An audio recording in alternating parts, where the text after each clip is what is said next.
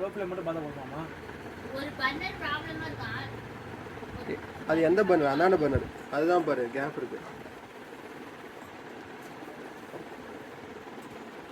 என்ன ப்ராப்ளம் ஆச்சு? இது பர்னர் மாத்திரலாமா? ரொம்ப ஸ்லோவா இருக்குது. சரி சுத்தி எரியுதுல்ல, ஒரு பர்னர் மாற்றலாமா இல்லை அப்படியே இருக்குமா?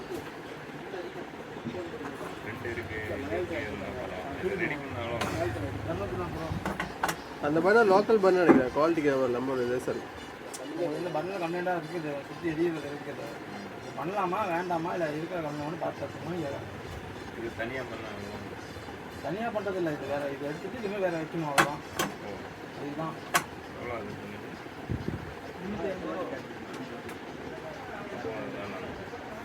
அது கம்ப்ளைண்ட் மட்டும் பார்த்துக்கலாம்.